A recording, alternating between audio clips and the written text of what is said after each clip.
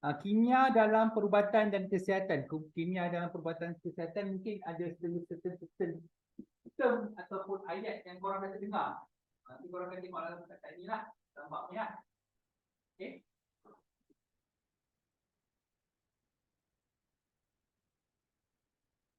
Tak nampak lagi, kita tentu eh.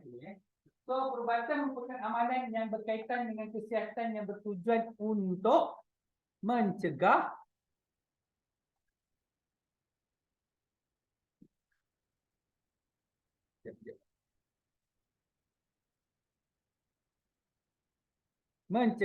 merawat atau menyembuhkan penyakit atau memelihara kesejahteraan fizikal dan mental seseorang. Okey, perubatan yang sedia ada di Malaysia boleh dibagikan kepada 3 jenis, iaitu perubatan moden, perubatan tradisional dan perubatan komplementari. Okey, kalau perubatan moden tu macam kita pergi hospital, pergi klinik tu kita panggil perubatan moden. Kalau perubatan tradisional ni kita macam apa nanti kita tengoklah kita terangkan kat situ ada semua cerita. Sebab dia tradisional dan komplementari ni nanti nak kena bezakan kat sini. Okey. So 3 jenis perubatan. Perubatan tradisional, perubatan moden dengan perubatan komplementari. Okey. Tu contoh sejarah Hippocrates tu merupakan ahli perubatan Yunani dan digelar sebagai bapa perubatan. Beliau merawat dan menguruskan penyakit dan menggunakan keadasan ketika masyarakat pada zaman tersebut masih mengamalkan kepercayaan tahayul. Tapi sebenarnya kita ada Ibnu Sina yang dah sebelum tu lagi. Yang ni kan, tapi biasalah kan, perubatan Islam mana cerita sangat. Okay, tapi kita kena belajar lah. Okay, so kita tengok perkembangan sejarah perubatan. Okay.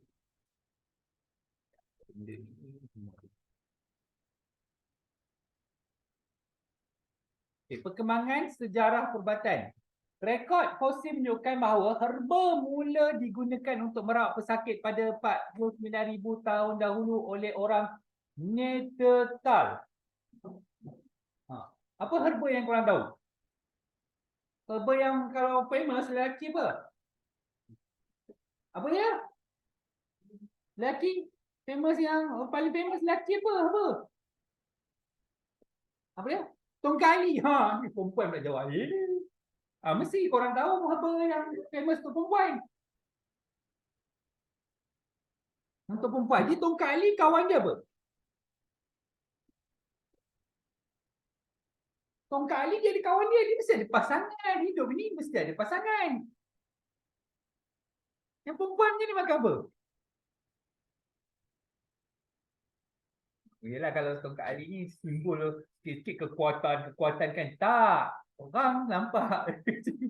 Kan? Tongkali ni sebab nak anak lah apalah kan. Benda-benda otak kuning. Tak. Tongkali ni sebenarnya dia bagus untuk urat saraf, tenaga. Tapi macam dia semua orang boleh minum, tapi ada pada paras yang tertentu lah, bukan main minum macam tu je. Ada paras yang tertentu lah. Untuk perempuan pula dia ada nama dia manjakani. Kamu dengar? Sama, konsep dia sama. Tapi itu untuk perempuan. So, kalau saya minum, yang lelaki minum manjakani macam mana? Tak tahu. Tapi ada, saya pernah nak tahu yang orang perempuan minum tu kali aja. Ada. Masa kalau belajar kat U tu, kat universiti tu, orang perempuan ni kalau tidur malam dia minum tu kali. Ada, memang ada. Sebab tak nak tidur malam nak study ni pasal. Dia minum tu kali. Yang tu kali yang dijual dekat pasar raya tu kali ginseng yang power root. Power root pun tak tahu. Power root. Dia tak keluar putih tu. Dia buat dalam botol lah tongkat ali power root. Tu orang perempuan pun minum. Tapi ada tujuannya lah. Tapi biasanya kalau saya biasa minum masa kalau saya bawa kereta dalam perjalanan jauh lah. Saya biasa minum. Okay. Pada abad ke-8, perubatan Islam berkembang dengan pesatnya. Antara tokoh perubatan Islam yang terkenal pada zaman itu ialah Muhammad Ibnu Zakaria Ar-Razi, Al-Zahrawi, Ibnu Sina. Sebelum sebut tadi kan Ibnu Sina. Antara karya-karya terkenal dan menjadi rujukan ramai pakar perubatan dan barat. Perubatan dan barat termasuklah Kitab Al-Mansuri fil Al-Tib, Al-Hawi fil Al-Tib, Al-Tashrif, The Method of Medicine, Al-Shifa, Al-Qanun fil Al-Tib, The Canon of Medicine. Okey, semua karya perubatan tersebut dipilih sebagai buku teks bagi pendidikan perubatan selama beberapa abad yang seterusnya.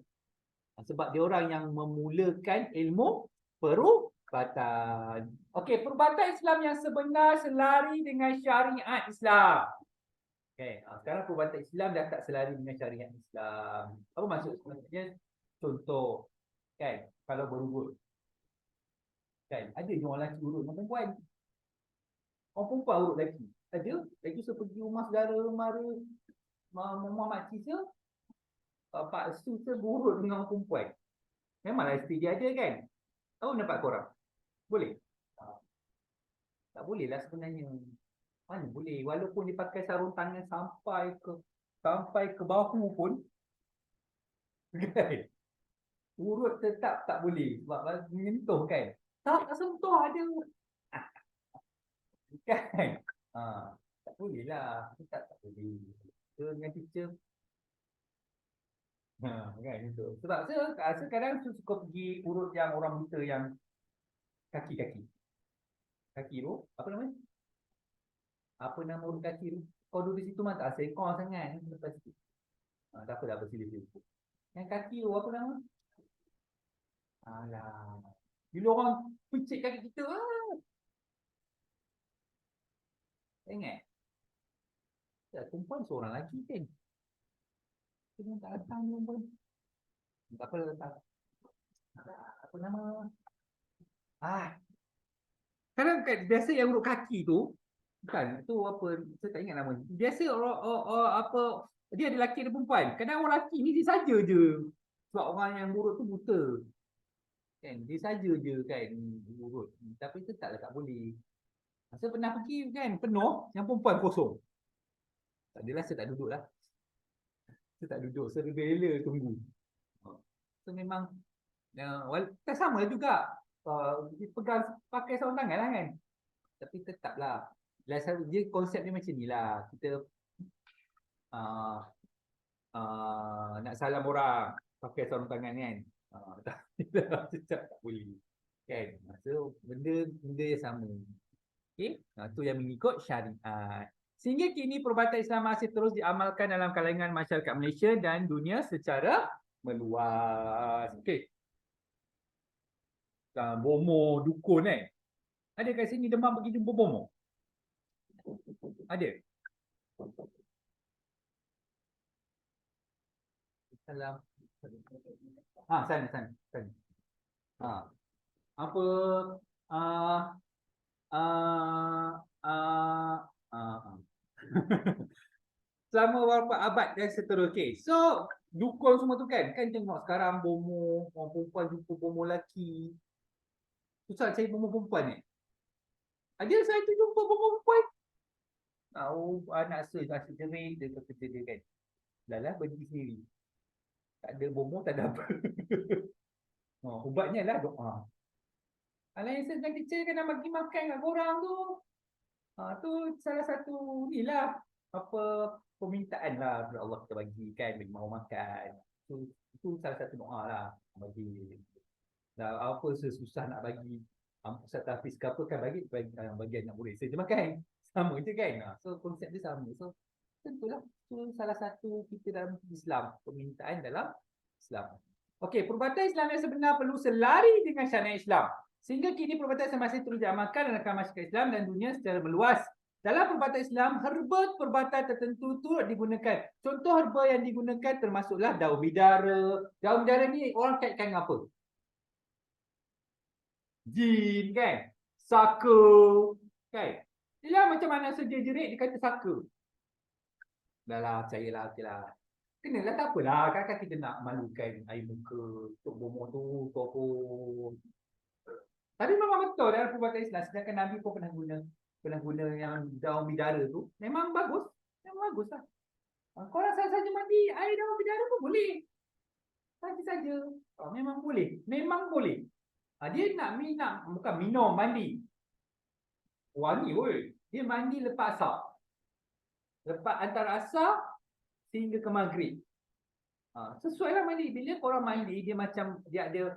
Alah, korang pernah tengok iklan Dettol kat TV? Bila korang tengok iklan Dettol kan macam ada bercahaya kan? Macam itulah mandi. Macam itulah korang ada protection. Jin tengok. Oh, kan? Ria. So, betul lah. Ini pun sebenarnya Al-Quran. Bukan kesuka ajar. Cakap. Okey, Habatus Sauda. Habatus Sauda, Quran Islam lah. Habatus Sauda yang biji-biji hitam tu kan. Sekarang ada sabun, Habatus Sauda, batuk. Okey, minyak saffron, serai. Banyak kat luar rumah tu. Ambil lah. 5 purut. 5 purut. Ada setengah orang, ada rumah anak murid, bekas anak murid kat jalan Cempaka ni, tanam 5 purut ni, macam kononnya, ni lah suka-sukalah. Sekali, tu pergi rumah dia, berbuah macam tak dinding. Tapi dia memang cakap, siapa nak ambil je. Jadi memang kadang setengah kita rasakan bila kita minum pula mandi dari 5 purut tu, dia rasa segar. Kan kadang orang perempuan ni dia suka buat kat rambut. Kan? Saya suka juga kadang dia pergi ambil. Macam rasa segar lah. Kita panggil spiritual. Kan? Yelah korang mesti rejoice lah. Itu tak apa. Ni kadang-kadang kita boleh gunakan. Dekat ada satu rumah tu, dekat depan rumah mana suruh ambil je. Tak henti buahnya. Depan rumah kau ada suruh buat jalan. Bekas imam. Depan je. Okey.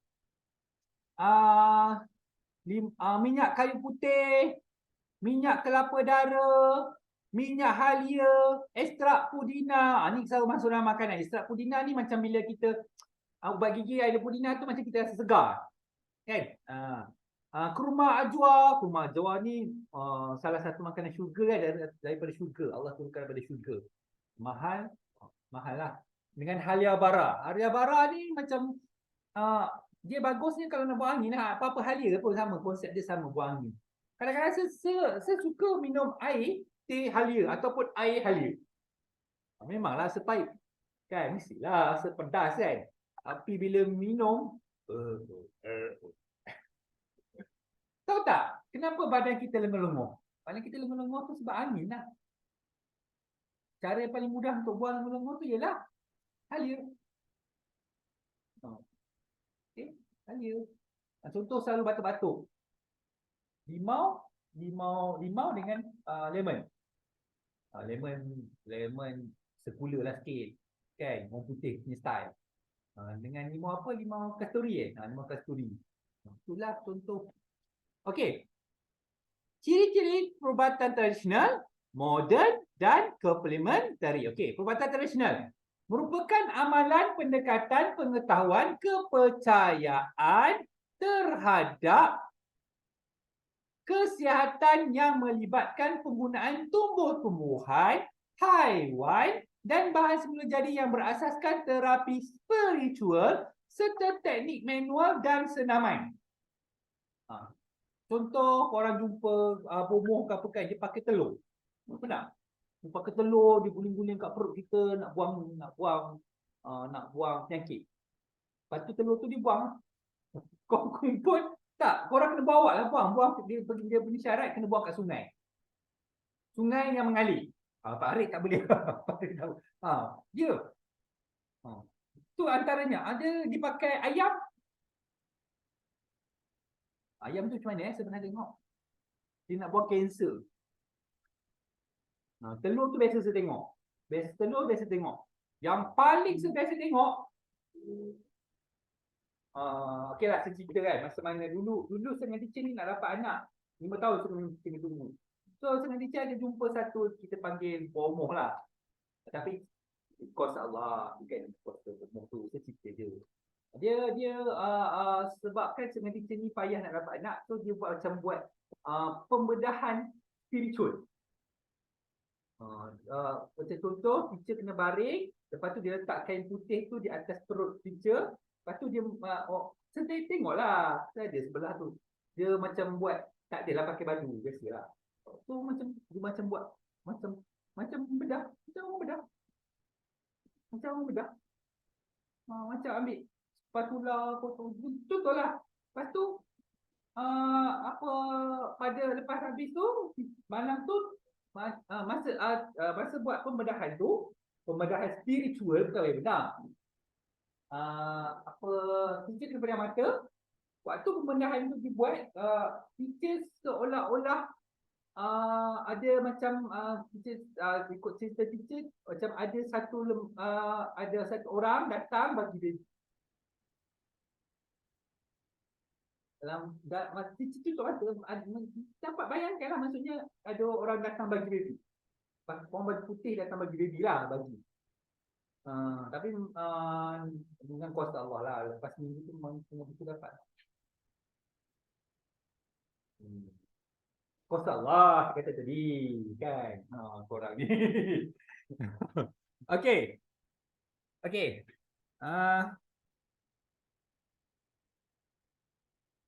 Okey, hal ini diaplikasikan secara khusus atau secara gabungan untuk merawat, mendiagnosis, mencegah penyakit dan mengekalkan kesihatan. Tak adalah korang, tak adalah bomoh ni boleh memanjat korban kan, macam TV kan. Tengok cermin nak bertambah cantik, kena minum darah budak umur berapa tahun kan. Nanti cerita-cerita kan. Tapi memang benda tu berlaku, tapi dah jadi khurafat lah. Perubatan tradisional digunakan secara meluas dalam kalangan masyarakat Malaysia yang berbilang kaum. Antara ciri-ciri perubatan tradisional adalah seperti berikut. Melibatkan penggunaan tumbuh-tumbuhan, haiwan dan bahasa Melayu. Keberkesanan rawatan biasanya perlahan dan mengambil masa yang lama. Betul lah, kena jumpa sampai 3-4 kali. Duit pun kena ni, pengerasnya banyak. Pengeras, tahu tak? Kata pengeras.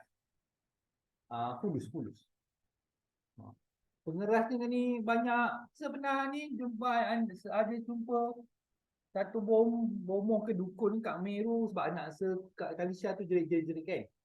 Pergi ni benda-benda bagi air, kena cari air kolah 7 masjid. Air kolah. Masjid kita nasib baik ada kolah lagi. Nasib sini. Adalah kolah, kena buka lah atas dia tu kolah lah tu. Dan kau ambil semayang tu kolah. Kena cari kolah yang berfungsi. 7 masjid. Saya pergi cari satu kelang, cari. Susah nak dapat 7. Dapatlah 7. Lepas tu kena mandi dengan air 7 kolah tu. Lepas tu okey lah kan. Bagi pengeras sikit biasa lah. Lepas tu perjumpaan kedua kena bayar 3,000. Terus tak nak percaya dah. Kan? Sebab dia kena ingat kadang-kadang tu saya tak nak cakap tak betul ke apa, tapi saya tak teruskan. Sebenarnya pertama tu kadang dia membentuk kepercayaan. Jadi bila kita dah terlalu percaya dan terdesak, dia sanggup keluarkan duit tu kan. Tapi segelintir ni memang jenis yang akan keluarkan duit besar-besaran secara tiba-tiba, tanpa ada bukti yang cukup yang menyatakan ini. Sebab tempat yang begitu pun macam pergi senangnya, kita tak ramai orang datang kan. Itulah tu dapat tahu pun daripada orang. So sebenarnya kita boleh berusaha, tapi kita tak boleh terlalu mempercayai. Sebab kita hanya percaya pada Allah sahaja. Kita boleh berusaha, tapi tak boleh mempercayai. Sebab kita menduakan Allah namanya tu. Sebab yang penting ialah Allah sahaja. Okey. Pengamal perubatan tradisional mungkin mendapat pendidikan secara formal ataupun tidak formal. Betul, sedengar kata dekat Indonesia ni, dia ada diploma pendidikan ilmu halus. Gelar lah. Macam jadi bomoh lah. Kerja jadi bomoh. Gelar. Apa salahnya kau pergilah belajar. Tak boleh belajar Malaysia, pergi ambil diploma pendidikan ilmu halus. Balik jadi bomoh. Gantung kan. Ada diploma. Tak tahulah macam mana belajar, saya tak tahulah kan. Tapi memang ada seorang yang saya pernah jumpa, dia ada diploma tu. Pernah masuk TV. Lebih kurang 10 tahun lepas lah. Kunci. Okey, aktiviti perubatan dijalankan di rumah ataupun premis persendirian. Okey, kita tengok perubatan moden. Okey, perubatan moden melibatkan penggunaan seperti kaedah dan alat diagnosis. Okey, penggunaan alat ubat moden, pemvaksinan, pembedahan, terapi gen dan perubatan nuklear. Okey. Vaksin ni korang tahulah kan. Kena cucuk-cucuk itu tu. 1 dos. Tak cukup 1 dos, 2 dos. Tak cukup 2 dos, 3 dos. Lepas tu nak berdos lagi. Yang orang tua lah. Kalau saya pergi je cucuk. Dah bagi free. Ambil je lah. Kan? Mungkin kalau dia kalau ada cucukan ketiga kan, lepas tu mungkin kerajaan cakap cucukan ketiga ni meningkatkan kepandaian pelajar-pelajar. Itu penuh lah pergi cucuk. Berkatur panjang.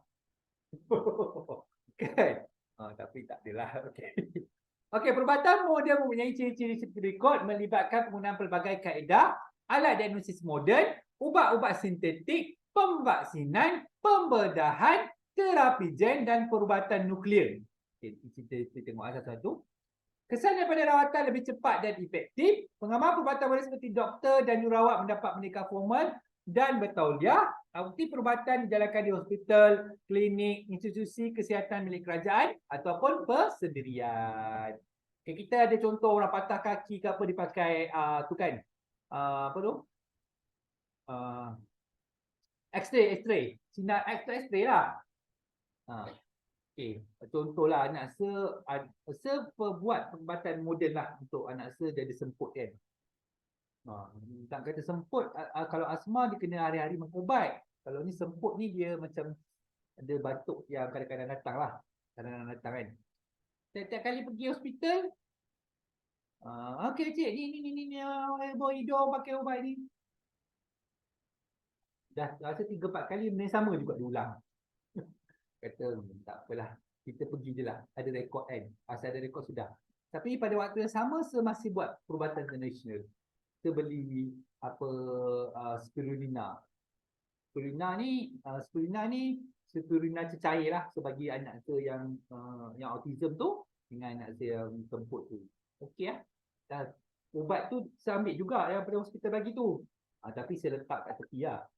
Lepas tu kalau esok ada appointment pergi juga. Dia bagi ubat lagi ambil simpan lagi. Kan. So sebab saya tengok anak saya makan ubat ni dia tak memerlukan kan. Jadi tak payahlah saya ni. Sebab saya dulu ada asma, asma daripada seumur 4-5 tahun kot. Saya makan ubat pil sampai umur 20 atau 21 tahun. Maksudnya hampir 15 tahun. Saya makan ubat tu. Kesan sampingan dia tangan bergetar. Kalau tengok dapat tangan saya macam bergetar lah. Tutup tangan saya macam bergetar. Tapi kerja ni tak lah. Kalau tutup sini nampaklah bergetar. Kesan ni. Itu kesan lah kesan sampingan. 15 tahun kok kau makan pil. Tapi tak adalah. Saya dah tak ada dah okey. Lepas tu orang yang ada asma ni dia peluh. Tapi saya dah tak ada dah. Dah okey. Saya boleh minum air ke apa boleh. Tapi tengok jugalah kalau tak boleh lah main basah ke. Macam saya dah tahu macam bila nak sesak nafas tu nak buat apa. Saya dah tahu. Jadi tak jadilah. Tak perlulah makan ubat. Macam tu. So sebenarnya asma ke semput ke kena kawal. Kena kawal pemakanan. Kalau saya nak cakap tak boleh minum air, bolehlah juga sekali-sekala. Boleh je sekali-sekala. Yang penting korang kena tahu makanan apa yang korang boleh makan. Macam anak saya, contoh air gas. Ada air gas FNN dengan air gas Fanta. Air gas Fanta tak boleh. Diminum je memang habis. Jenuh ubat. So FNN dia elok. Tapi jangan letak ais. Macam tu. So, kita kena tahulah. Macam anak saya dia tahulah kawal tu. So dia kena tahu. Kalau tidak, asyik kena pakai thumb tu kan. Kan? So nak elakkan dia pakai benda tu. Kadang-kadang setengah orang dia malu kan. Jadi saya ajar dia untuk tidak menggunakan lah. Benda tu. Sebab kalau nak takut dia jadi apa? Tagih. Okey. Penentuan penyakit dialami oleh seseorang pesakit dimulakan dengan doktor mematikan keadaan fizikal dan menganalisis simptom penyakit yang ada pada pesakit. Biasa doktor akan tanya soalan. Korang kena jawab.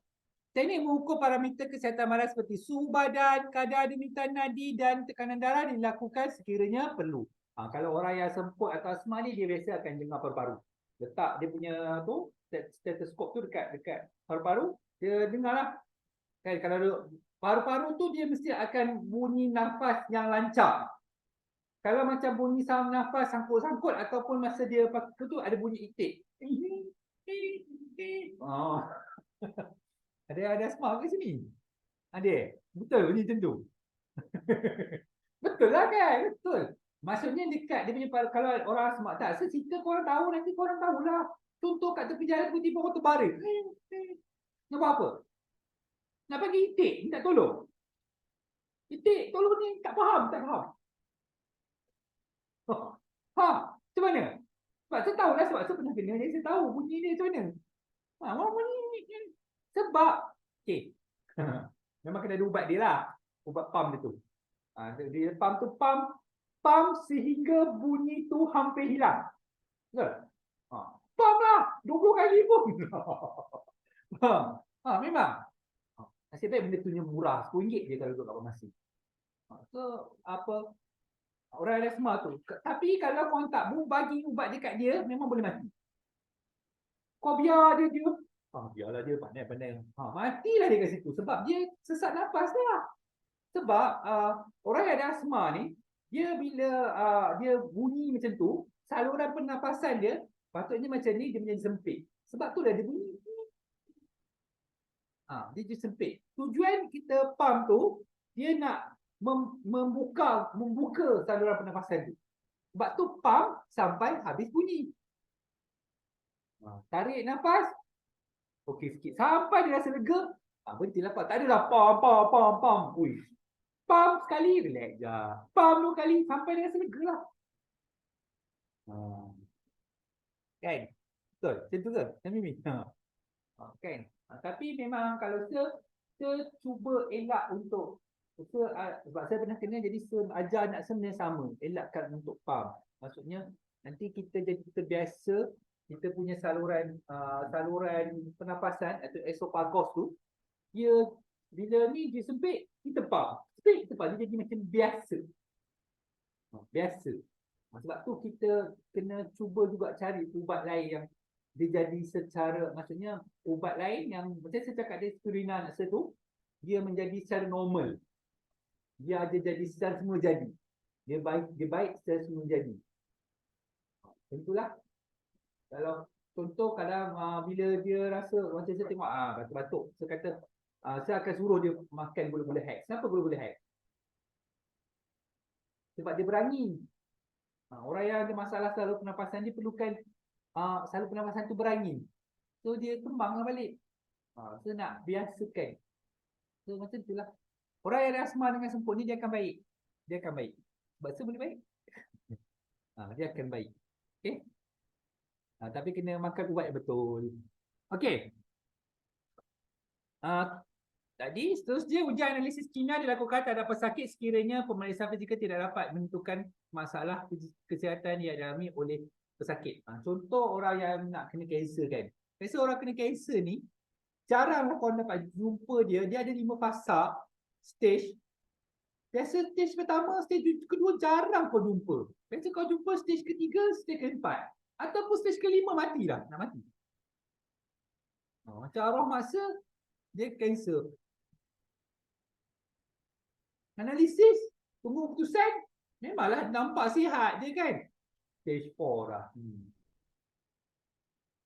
Stage 4 je. Hanya kita mampu untuk melambatkan, bahasa kasarnya melambatkan kematian. Maksudnya makan ubat dengan cara yang betul. Okay. Ambil masa. So, dah sebut arwah masa dah meninggal lah kan. Memang sebab kanser lah. Okay. Sebab kanser. Arwah masa meninggal, mak saya meninggal umur 10 tahun lepas. 10 tahun lepas. Kalau tahun 2023. Patutnya umur maksa sekarang ni 69. Patutnya arwah maksa meninggal umur 59. 59. Sebab kanser. Kanser ni dia memakan nak ni nak buat dia punya analisis kimia ni, kita kena minum bahan kimia. Bahan kimia tu nuklear. Tadi kan sebut ada disebut nuklear tadi. Ada sebut kena ada perubatan nuklear apa tadi sebut. Ada tadi kan? So dia kena minum bahan kimia. Bahan kimia tu masuk dalam badan, dia bercahaya. Tak adalah kau nampak macam ni. Wah, bercahaya. Kan? Bercahaya Zulaikha. Tak. Tak. Kena masuk dalam bawah apa MRI.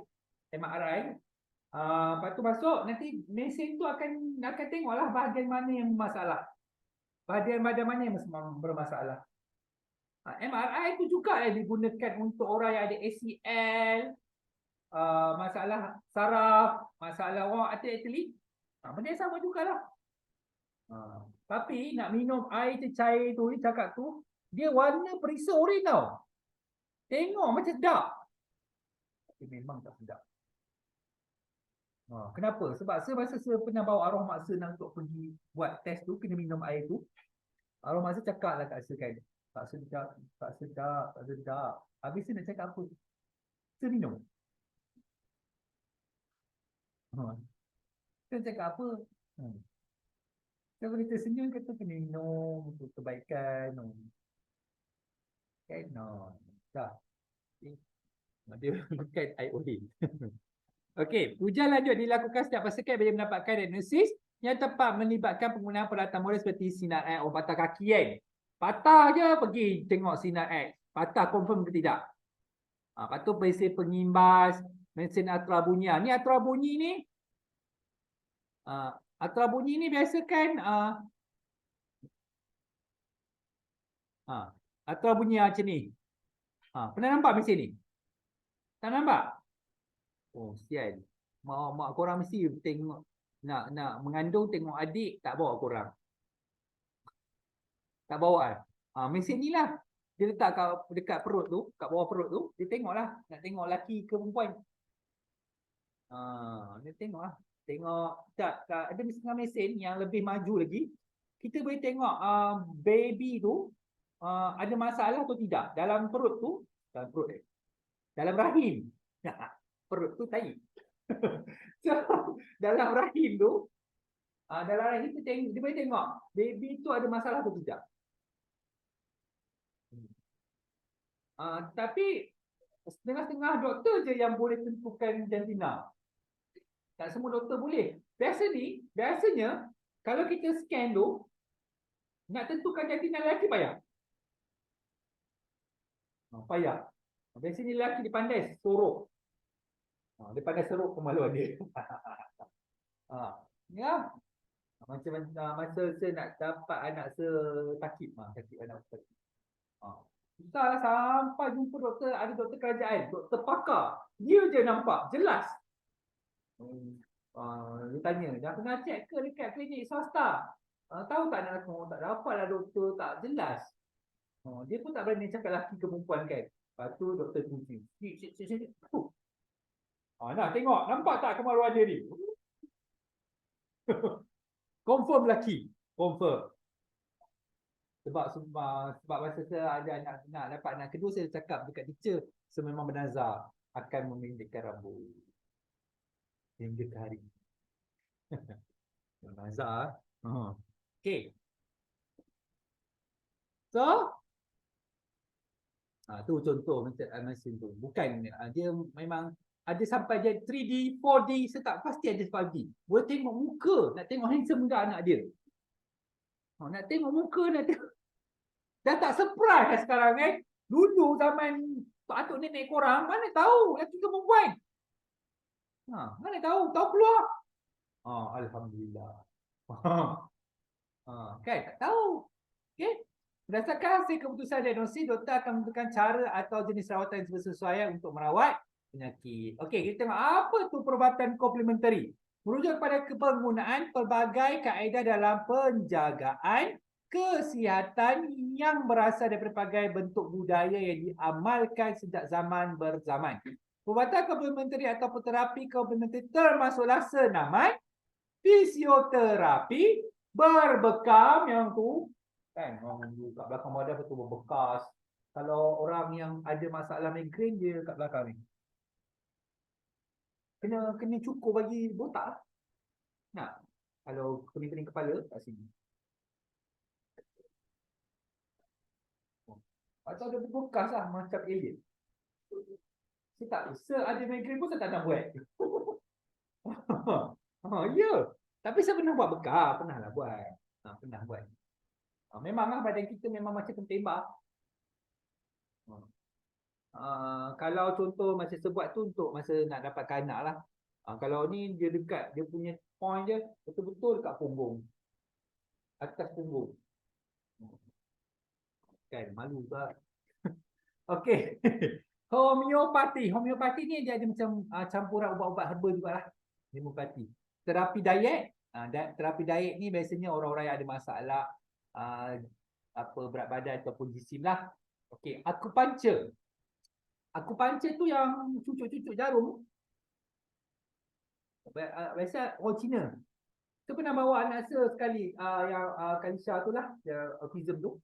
Saya bawa pergi kat KL. Kat KL. Pergi dalam mahal. Parking mahal. Dia cucuk satu batang tu pun mahal. Lepas tu cucuk kat mana? Kepala. Lepas tu masa cucuk tu kena tunggu sejam ke 2 jam. Dah macam cerita alien lah. Kita tengok anak saya. Tuan kan.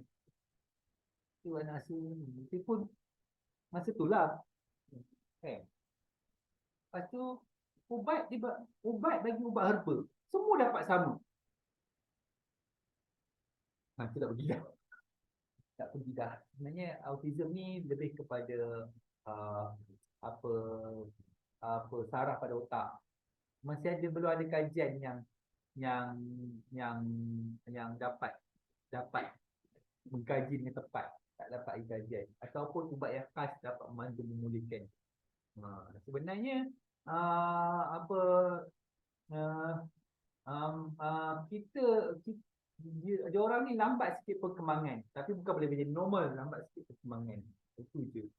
Tapi dia orang macam orang normal, bukan macam orang macam Down syndrome, nampakkan muka kan. Tak, dia macam orang normal. Tapi mungkin satu hari dia boleh cakap, tapi tak dia tetap taklah sampai jadi normal. Tak. Hampir normal boleh, tapi bukan menjadi normal. Okey, lepas tu kata urutan Melayu, urut.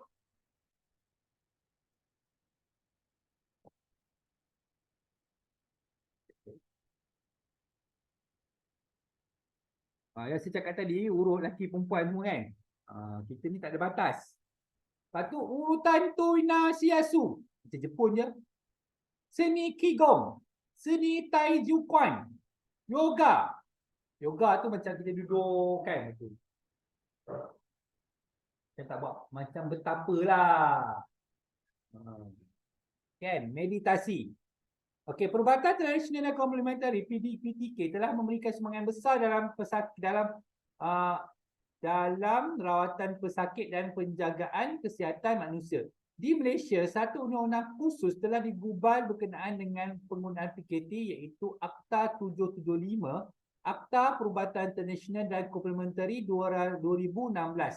Malaysia berpotensi besar meluaskan penggunaan PTK seiring dengan penggunaan perubatan moden dalam sistem penjagaan kesihatan kerana Malaysia dengan biodiversity menjadi sumber semula jadi bagi pelbagai produk kesihatan.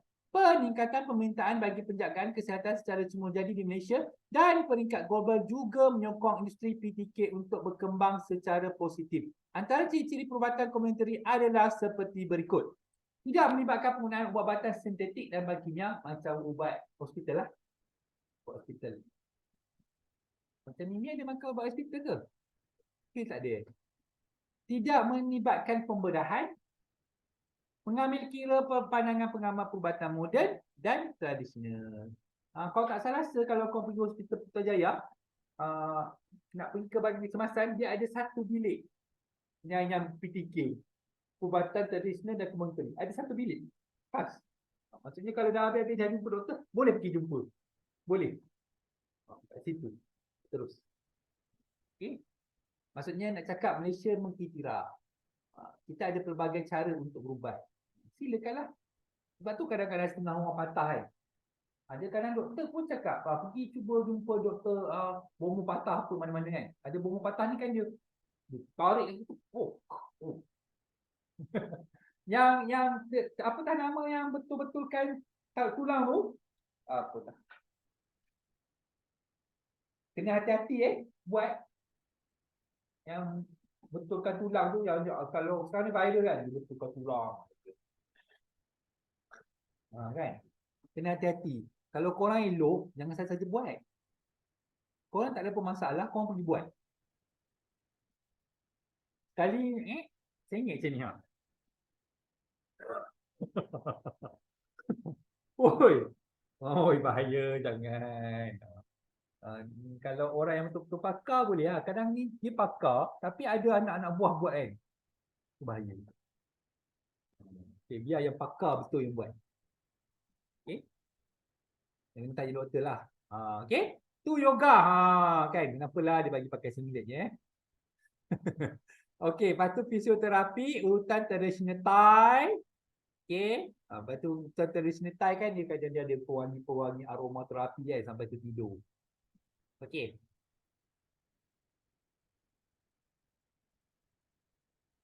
Okey, ubatan yang digunakan dalam perubatan tradisional, moden dan komplementari. Ubatan tradisional. Malaysia kaya dengan biodiversity tropika, mempunyai lebih pada 6,000 spesies tumbuh-tumbuhan yang boleh digunakan untuk membuat ubat tradisional dalam perubatan tradisional Melayu, Cina dan India. Okey, perubatan tradisional Melayu. Contoh tumbuhan yang digunakan, daun beruntas. Jangan tanya saya tak tahu. Daun kunyit, ada tepi rumah saya tu. Kau tahu tak, daun kunyit ni anjing suka gigit makan. Daun dia. Anjing dia datang masa setanam pokok daun kunyit tu dah besar. Dengarlah dia makan kan. Tak suka. Woi, sedapnya. Sebelah. Pagi esok tinggal batang. Daun kunyit tu dia selagi ada batang dia tumbuhlah balik. Nanti tumbuh balik. Nanti dia datang tu. Tak apalah kawan-kawan yang esok kat syurga, kat akhirat kan. Penentu nak masuk syurga, anjing tu cakap, dia bagi aku makan daun kunyit. Tak, maksudnya anjing tu tahulah khasiat dia kot. Dia tak tahu kan. Mungkin korang kena makan macam dia makan ke, mana tahu.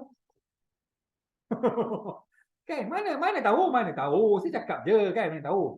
Apa bunga cengkeh masuk dalam apa Kau ni memang tak memasak lah. Dalam masakan lah kan.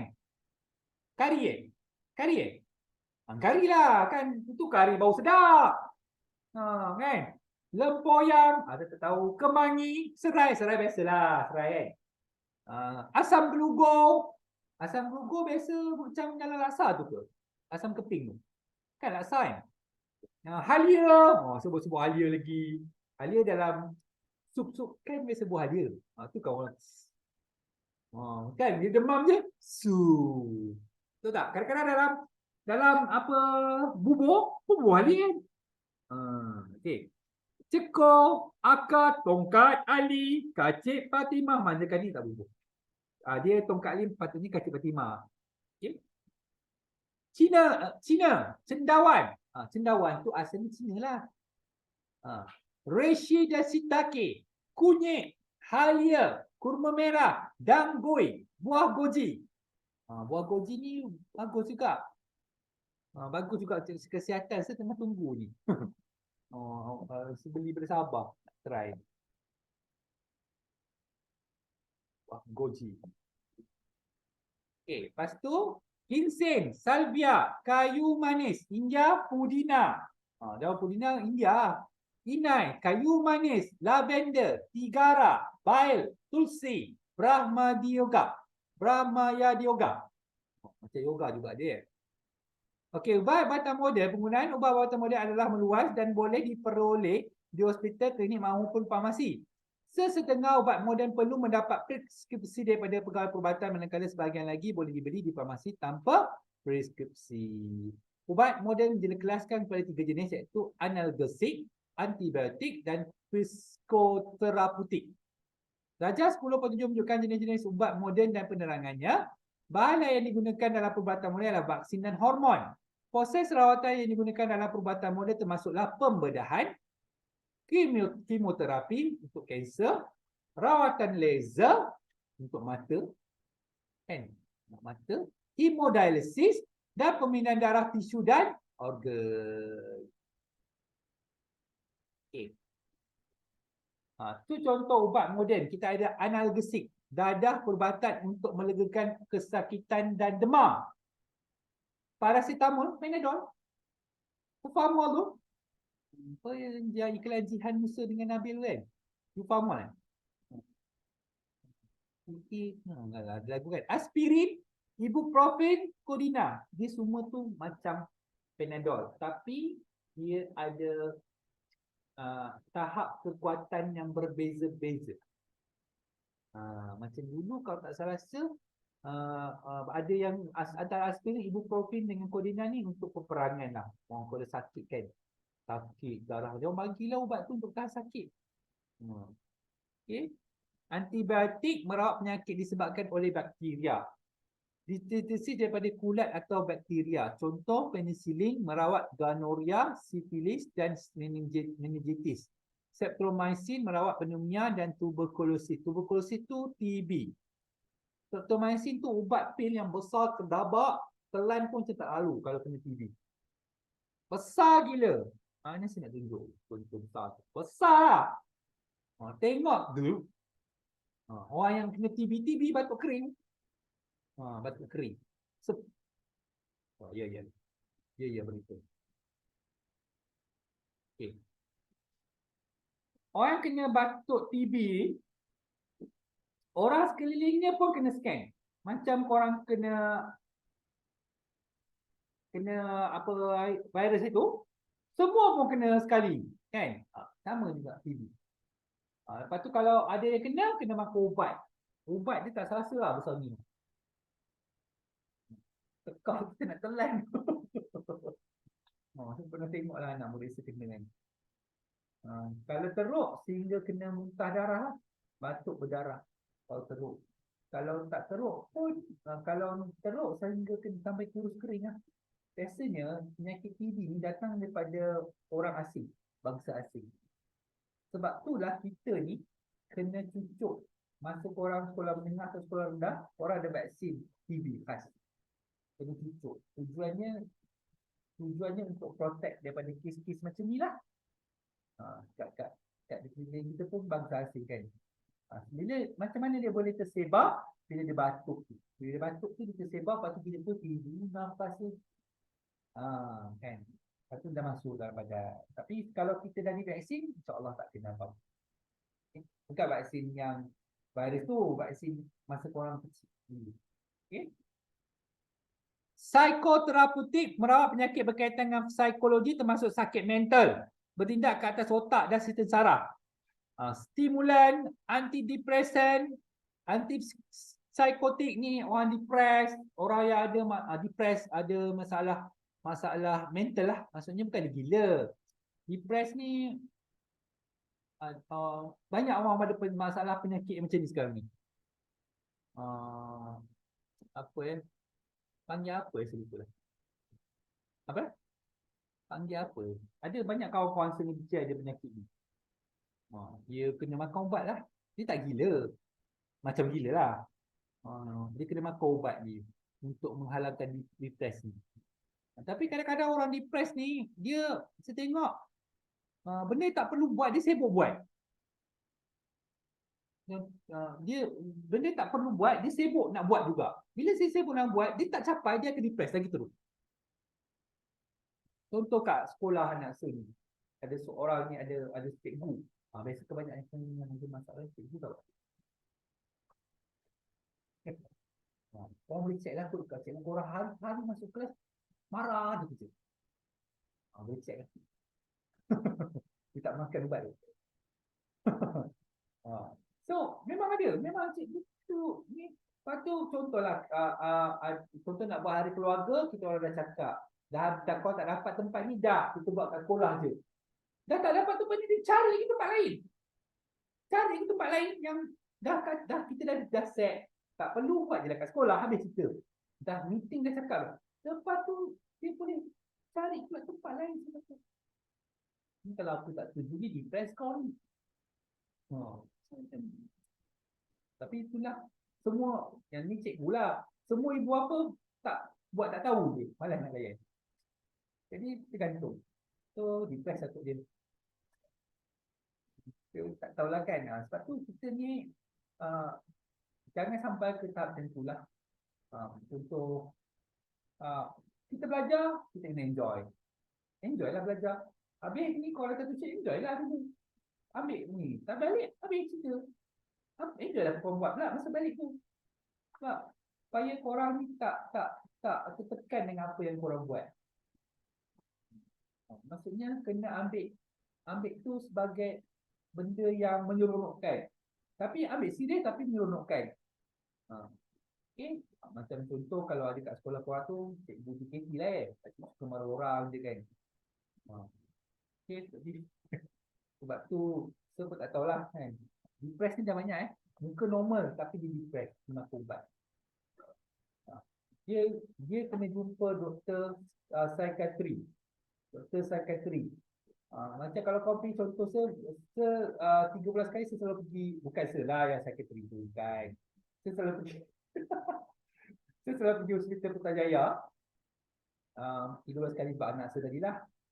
Bahagian tak ramai orang biasanya yang kanak-kanak dengan psikiatri tu lah. Kat situ itulah orang-orang yang jangan kau salah cakap dengan orang. Habis orang. Okay. Kalau cakap habis kau. Okay. So macam paling banyak orang dekat bahagian ibu-ibu mengandung lah. Tu paling banyak orang. Banyak maksudnya nak cakap walaupun tak ramai tapi dah ramai orang yang ada masalah mental. Orang yang pandai pun boleh ada masalah mental. Orang yang tak pandai pun ada yang menjadi masalah mental. Ada. Sebab tu kita kena kawal. Okay. Okey, ubat-ubatan komplementari, ubat-ubatan yang digunakan dalam perubatan komplementari terdiri daripada tumbuhan herba yang diperoleh secara semula jadi. Tumbuhan herba tersebut digunakan secara mentah ataupun diproses menjadikan herba serbuk, pil, minyak dan sebagainya untuk kemudahan pengguna. Penggunaan ubat-ubatan buatan manusia dan ubatan daripada sumber semula jadi. Okey, ubat-ubatan tradisional biasanya diperoleh daripada sumber semula jadi seperti tumbuhan herba. Kebanyakan ubat-ubatan moden ialah buatan manusia sintetik.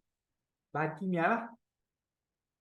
Kelebihan dan kekurangan ubatan-ubatan yang dihasilkan daripada sumber semula jadi berbanding dengan ubatan-ubatan yang disintesis dalam makmal adalah seperti yang berikut.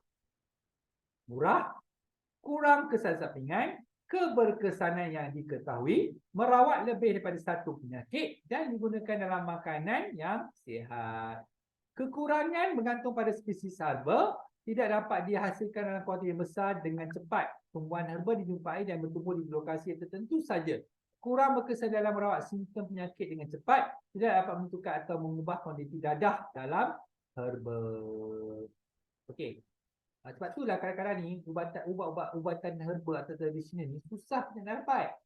Dan harga dia pun mahal. Macam yang anak saya bagi itulah spirulina. Kalau dekat Malaysia, kalau kat saya satu tempat je yang spirulina tu dia dalam bentuk cecair. Korang boleh Google lah. Dia spirulina tapi biasa dalam bentuk pil. So bagi dalam bentuk cecair. Dengan cecair tu bukan senang nak jumpa. Dah mahal lah. Of course lah mahal. Tapi memang sebab sendiri pun baik daripada asma pun sebab semakin spirulina tu. Okay.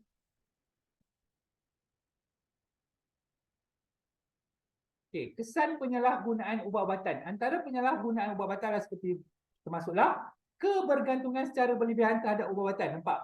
Contohnya ganja. Ganja pula. Ganja mungkin merawat penyakit pesakit sembuh daripada penyakit tapi boleh menyebabkan ketegangan dan jenis ganja. Contoh, ketum. Kan? Orang kampung ni pun sibuk dengan ketum. Iya. Dia orang kata amil ketum boleh jadi kuat. Tak adalah bapak teacher dah tua kan 70 lebih, mungkin sebab dia nak berkebun, dia rasa mungkin menambah tenaga kot minum ketum. Dia kata salah tu, air ketum ni ketagih dia lah. Tapi memang betul tanya mak teacher, dia tu macam memang kerap minum, kerap tu ketagih jadinya. Dia buat kerja pun dia tak memberi kesan yang kuat tau, tak, dia akan memberi kesan yang kita buat kerja sekejap je, tempoh yang sekejap kuat tapi sekejap je, 2 jam tentu je. Lepas tu most of the time dia tidur. Sebab dia mengganggu saraf otak. Kan? Tak, mak teacher pun tak boleh nak marah dia je lah. Biarlah. Dengan teacher lagi dah cakap kan. So tak elok lah. Dia kalau dia ketum ni dia ada kegunaan dalam segi perubatan. Memang ada kebaikan dia. Tapi kalau dia minum untuk saja-saja tak boleh. Saja-saja kan. Dia adalah kegunaan dia. Contoh kalau kita sakit luka ke, adalah saya tak pasti. Tapi dalam kuantiti yang betul oleh orang yang betul. Untuk pengetahuan korang, kita tak boleh tanam pokok ketum salah dari sisi undang-undang. Macam contoh yang Yasin tu, nyanyi nasyid tu. Dia kena penjara lah sekarang sebab tu lah menanam ketum.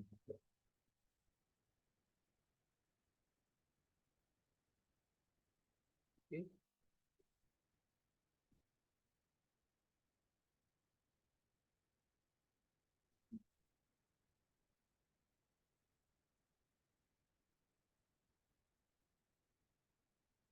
Sampailah saya punya goji.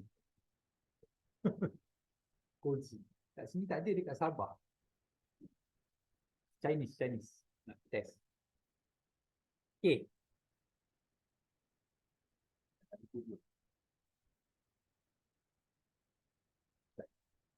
So Shopee saya tinggal duit kat tempat-tempat tertentu, jadi tak payah tunggu kan.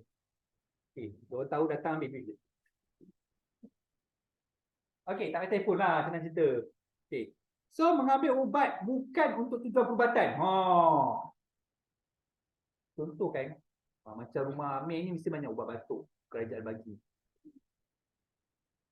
Lepas tu kau minum 1 botol lah sehari. Minum 1 botol sehari tu.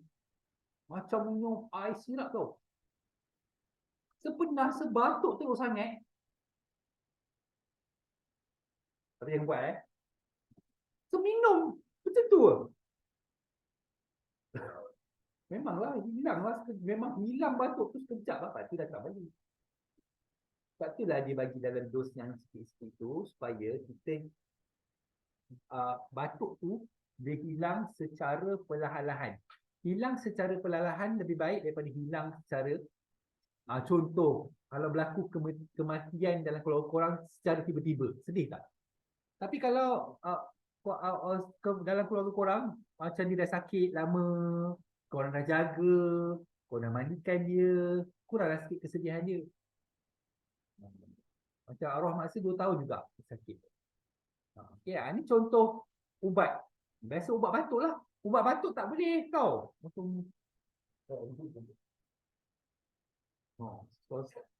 Sebab tak tahan batuk, so makan macam tu je. Sebab badan saya dah tak ada efek dah untuk ubat-ubatan moden ni. Sebab saya makan ubat asma tu, pil tu, dia ada 2 biji. Sekarang dia pakai pam dah, banyak tak ada ubat tu dah tak ada dah. Dia pakai pam dia warna biru dengan apa. Tu sebenarnya dia tukarkan pada biji. Dulu masa saya kecil saya makan ubat tu. Sampai umur saya 20 tahun. Tapi ada lagi ubat tu. Kau boleh letak kat lidah apa? Pahit gila. Tapi kau makan je, confirm tak batuk. Jangan cair. Jangan, saya tak suggest. Doktor pun tak suggest. Apa nama dia saya tak ingat nama dia apa. Tapi ada jual. Ada jual kat farmasi.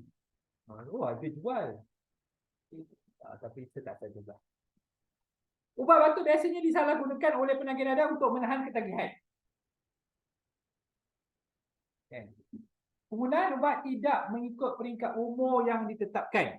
Contohnya, ubat batuk dijual di pasaran terbuka tidak sepatutnya diberikan kepada kanak-kanak yang berumur kurang daripada 2 tahun. Contoh, ubat Urix. Dia ada warna kuning dengan warna pink. Warna kuning tu untuk korang-korang lah. Yang warna pink tu untuk bawah 7 tahun. Kan? Tapi itu anak saya tak makan, sebatuk, saya makan juga yang pink. Sebab dah habis. Tak defect lah. Tak defect kau. Dia rasa sama, tapi kepekatan berbeza. Ubat batuk Urix tu pun tak boleh juga. Kau makan banyak suka hati, tak boleh juga. Dia ada timing. Macam Panadol pun dia ada 4 jam sekali kalau demam kan. Kan korang ada dia kalau korang demam, korang kena makan Panadol 4 jam sekali selama berapa jam. Kalau tak boleh, kau kena pergi hospital. Doktor akan cucuk ataupun tahan lah.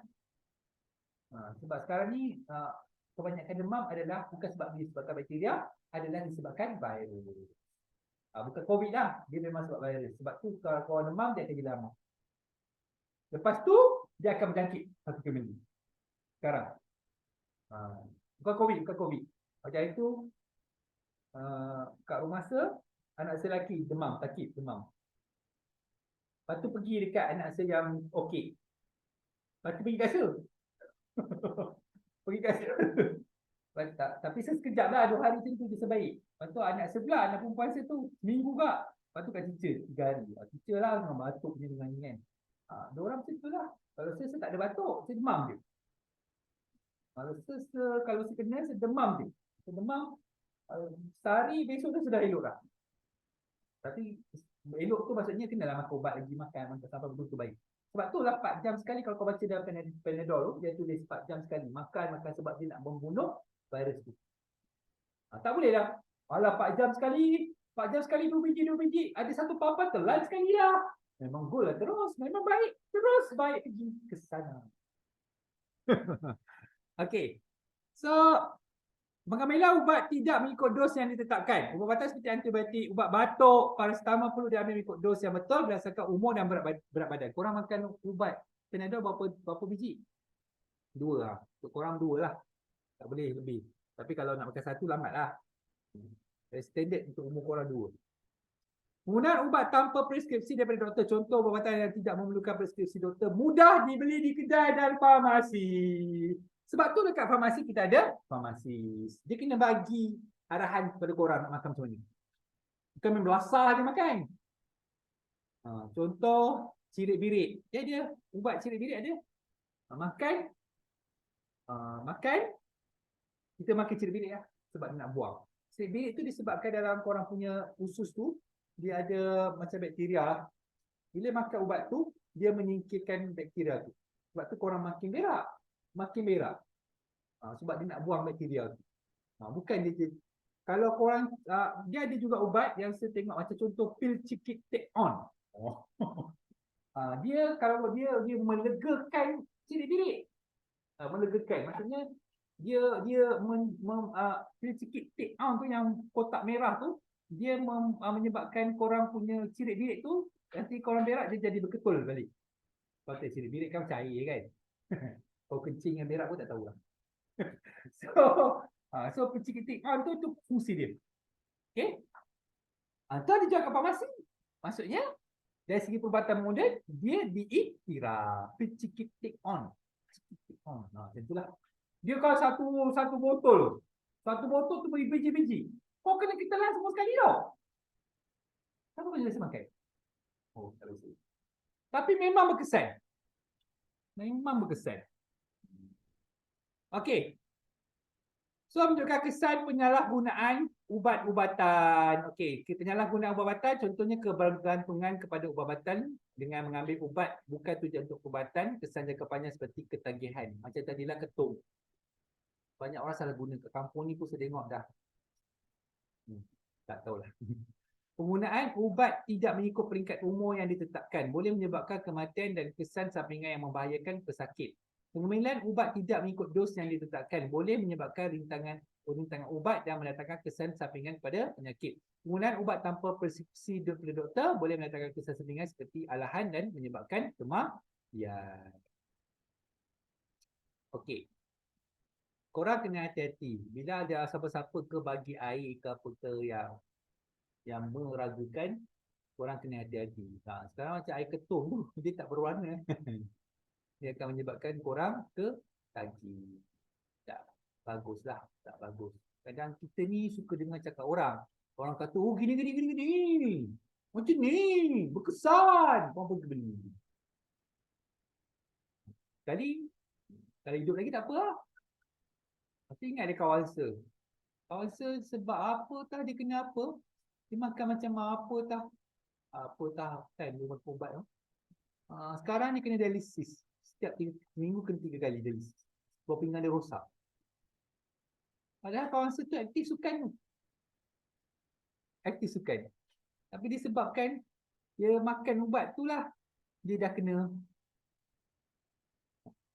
Kadang orang bersukan ni, dia mungkin nak membina otot ke, ataupun ada ubat tertentu dia ni, kita tengok orang tu mungkin boleh makan. Orang tu mungkin boleh membina otot dengan baik. Tapi ingat buah pinggang kita berbeza. Buah pinggang kita berbeza. Tak boleh. So tak boleh sesuka hati. Dia boleh, aku pun boleh. Tak boleh. Sebab buah pinggang kita ni berbeza-beza.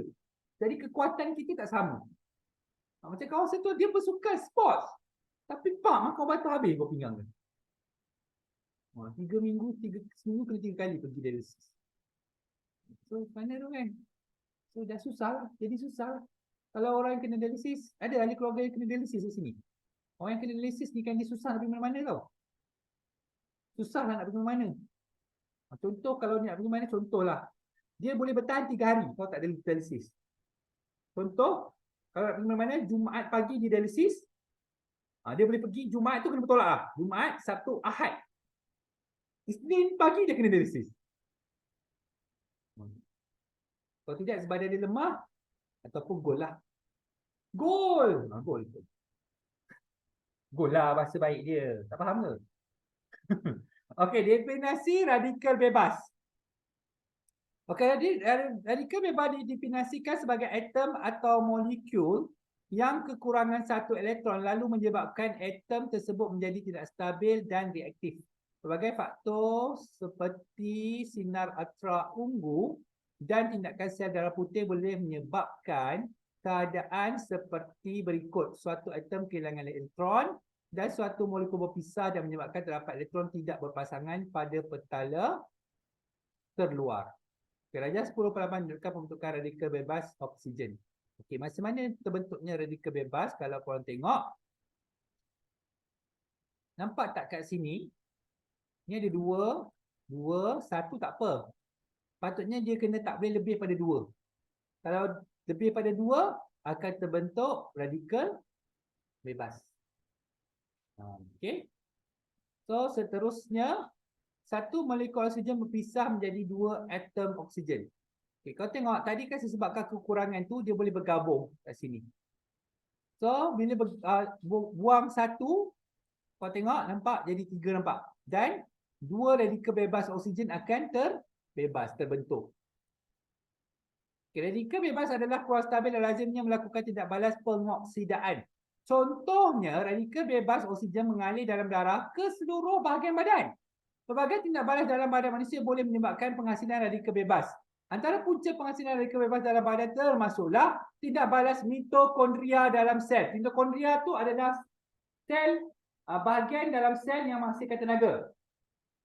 Fagositosis ataupun oleh sel darah putih dan tekanan mental dan fizikal. Mental lagi Radikal bebas daripada persekitaran luar juga boleh masuk ke dalam badan melalui udara dan makanan seperti yang berikut.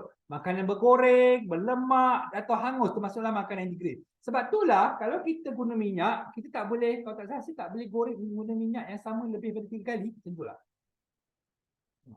Minyak tu tak boleh lebih guna daripada 3 kali. Macam Kak Zat tak rasa syarat ketat tu digunakan oleh McD, KFC, sebab tu dia orang punya minyak elok lagi dia orang buat, bukan buang tau, dia orang jual balik. Kalau kita guna minyak sampai hitam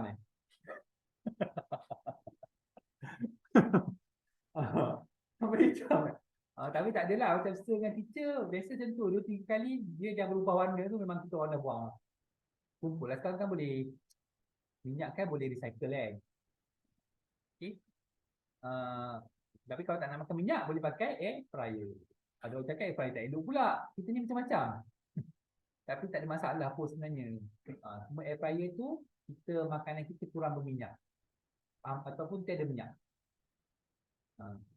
Rokok atau alkohol, penyerahan kepada bahan kimia dan toksik, pencemaran alam sekitar seperti pencemaran air, udara yang membawa bahan kimia dan toksik.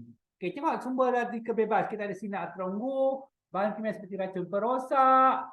Sebab tu kalau racun perosak ni, kalau kita contoh ada bapak koraka, semur, racun, rumput ke apa kan, janganlah keluar di dalam rumah. Biarlah dalam dia racun tu dah serap dalam rumput ke apa, baru keluar. Kadang kita ni, kita pegang-pegang tak elok lah sebenarnya. Asap rokok, okay? Makanan, minuman beralkohol, pencemaran udara. Asap rokok ni memang satu isu yang besar lah. Sebab tu orang-orang perokok ni, dia nak merokok, silakan merokok. Tapi dia kena pergi tempat yang jauh sikit. Supaya tidak merosakkan orang lain. Tu contohnya. Berasap-asap lah. Kereta asap, barbecue asap, kill asap. Sumber-sumber radikal bebas. Okey, kesan radikal bebas terhadap kesihatan manusia. Apa berlaku? Radikal bebas bertindak ke atas sel dengan merosakkan membran sel, mitokondria dan DNA seperti yang ditunjukkan pada Rajah 10.11.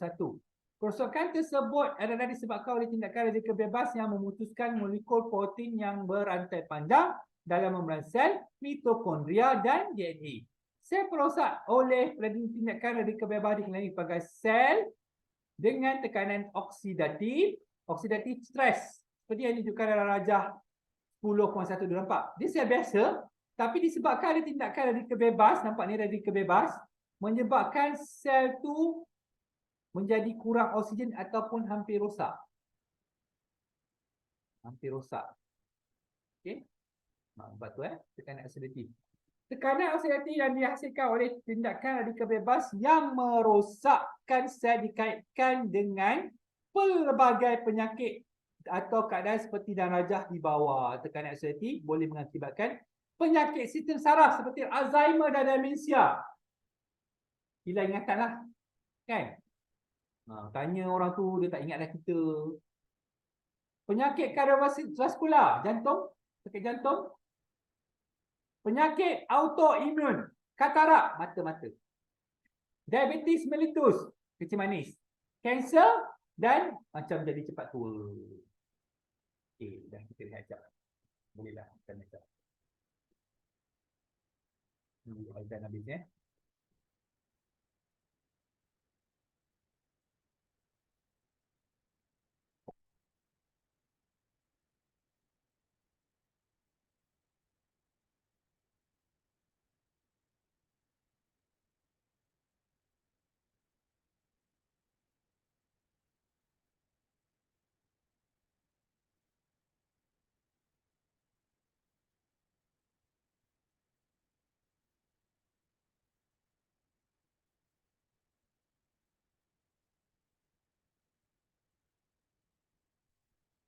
Macam muka ke sila-sila.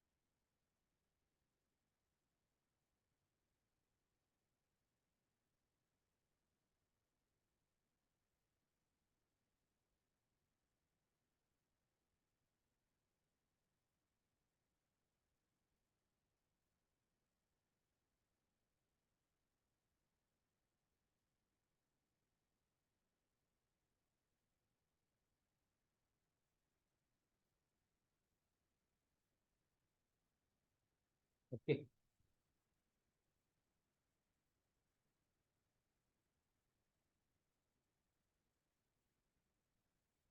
Okey, definisi bahan antioksidan.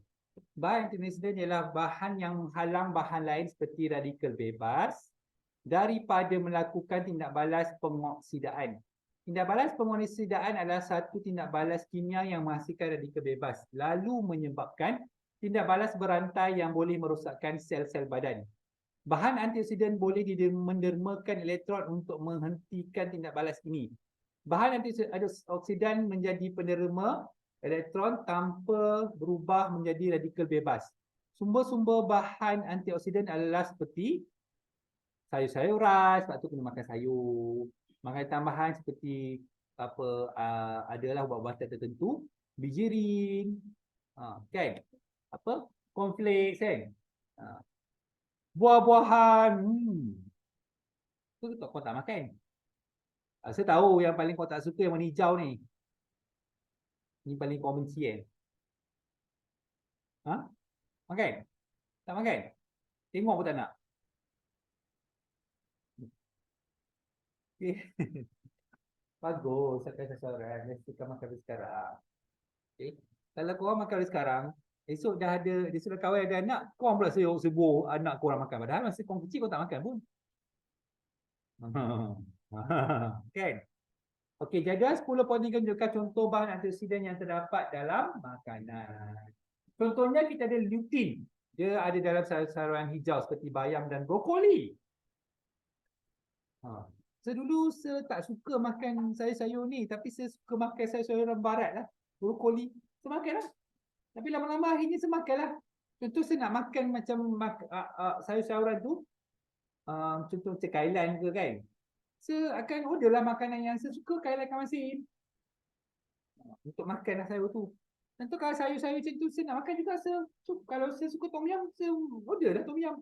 Kalau tom yum tu, dia buat tom yum dengan bawang-bawang sekali saya habiskan. Tapi okey lah, anak saya pun takik semua dengan orchid pun makan. Jadi puas dia. Okay. Sebab saya ajarlah anak saya macam tu kan. Beta karotina ni bagus untuk mata lobak merah, lada merah, hijau, labu, ubi, keledek, sayur-sayuran hijau. Lycopena, tomato, tembikai, betik, jambu batu. Saya suka tomato. Vitamin A, C dan E, buah-buahan, sayur-sayuran, telur dan kacang. Macam teacher dia tak suka sangat sayur-sayur hijau ni. Tapi kalau macam kailan ikan masin dia makan. Tapi teacher dia suka makan apa rambutan, buah-buahan tempatan lah kan. Saya tak suka makan buah-buahan tempatan. Tapi manggis saya makan lah. Saya tak suka durian. Kan? Korang nak pedajal saya itu kan. Tapi gagal. So, macam saya strawberry saya makan, orange, apa, anggur. Tak apalah walaupun orang putih. Macam mana? Saya tak boleh memang sebab dulu rasa asma macam rambutan dia kan berair. Berair. Tapi saya boleh pula makan anggur tu, sepelik.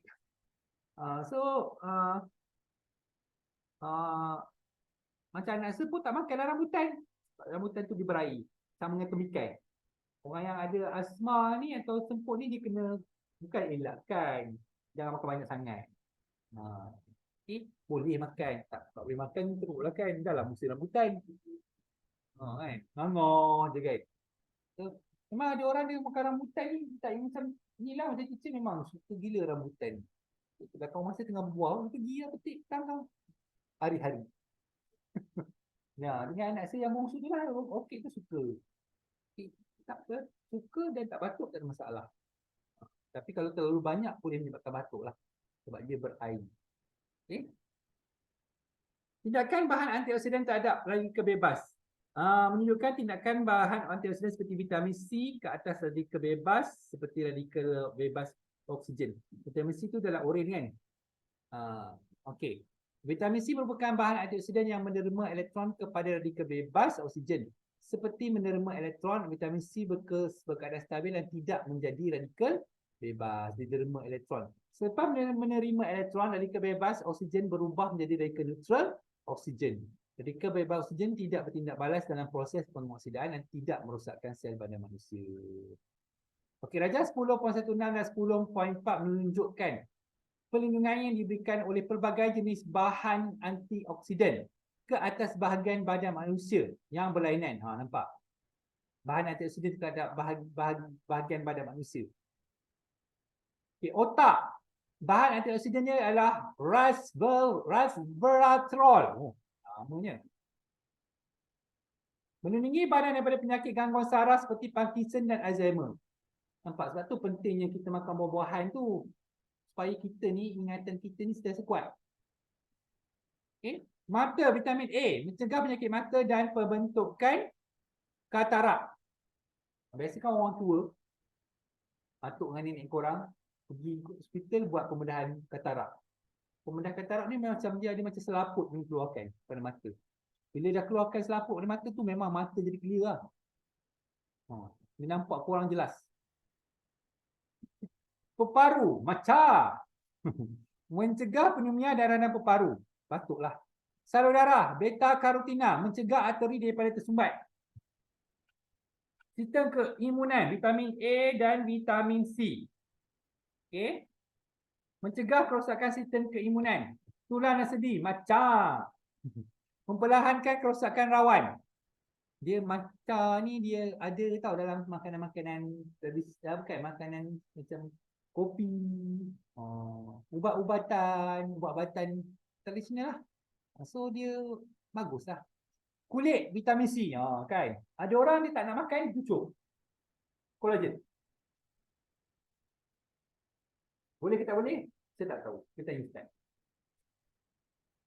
Okey, mencegah kerosakan kulit, ginjal, vitamin C, mencegah kerosakan ginjal, jantung, matca, mencegah serangan jantung. Faktor yang mempengaruhi pengoksidaan makanan. Pengoksidaan makanan menyebabkan makanan jadi rosak. Nampak? Sebelah tu jadi coklat kan? Alah, kau makan apple, sebab tu kau makan cepat bagi habis kan? Apple tu saya suka tak? Kan apple, kalau apple hijau kan dia bagus untuk mengawal berat badan. Apple hijau. Sebab apa? Kenapa dia bukan, kenapa dia sebut mengawal berat badan? Sebab bila kau makan apple hijau tu dia melawaskan pembuangan air besar. Itu tujuan dia. Melawaskan. Itulah. Okay? Ada orang dia tak makan macam ni sebab tu lah sebab dia dia punya jisim badan dia makin bertambah. Okey. Tapi kalau korang makan dengan betul tadi tak ada masalah sebenarnya. Okey. Selepas 3 jam bahan pemotongan apple yang tercelup dalam bahan antioksidan seperti jus limau tidak rosak kerana bahan antioksidan menghalang pengoksidaan makanan. Bahagian permukaan potongan apple yang tidak dicelup dalam jus limau iaitu tanpa bahan antioksidan menjadi rosak akibat pengoksidaan makanan yang disebabkan oleh radikal bebas daripada udara seperti yang ditunjukkan dalam Rajah 10.17. Ini contoh dia buat eksperimen untuk menunjukkan kehadiran radikal bebas. Okey, nanti kita akan tengok dia bila kita menjawab soalan. Okey. So bahagian terakhir adalah produk kesihatan. So, produk kesihatan merupakan bahan yang digunakan untuk tujuan mencegah, merawat atau mengurus penyakit atau memelihara kesihatan fizikal dan mental manusia. Contoh produk kesihatan termasuklah ubat-ubatan dan makanan tambahan. Setiap produk kesihatan mengandungi satu atau lebih bahan aktif. Bahan aktif merujuk kepada komponen bahan aktif secara biologi yang memberikan kesan untuk mencapai tujuan produk kesihatan dikehendaki. Terdapat bahan aktif yang boleh bertindak balas dengan bahan aktif lain dan memberikan kesan sampingan kepada pengguna. Oleh sebab itu, pesakit perlu mendapatkan nasihat doktor atau pegawai farmasi sebelum mengambil mana-mana produk kesihatan. Nampak? Nak ambil produk kesihatan pun kena dapatkan nasihat orang yang pakar. Antara contoh bahan aktif yang terdapat dalam produk kesihatan ialah seperti yang ditunjukkan seperti yang berikut.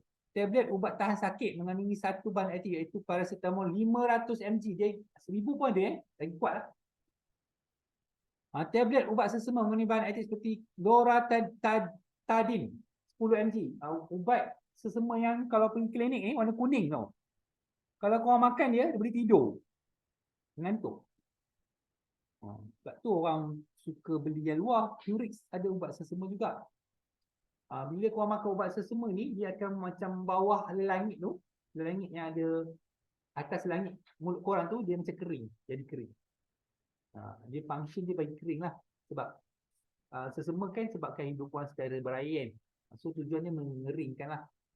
Pengguna produk kesihatan perlu menganalisis bahan aktif dalam produk kesihatan, menilai kesan bahan aktif yang berkenaan, berfikir secara kritis bagi memilih produk kesihatan yang paling efektif. Berfikir dengan kritis seperti berkongsi pendapat dengan pengguna yang lain seperti membeli suatu produk. Mengambil kira nilai kualiti dan kuantiti produk kesihatan dengan harga yang ditawarkan. Penggunaan produk kesihatan yang terdapat dalam pasaran.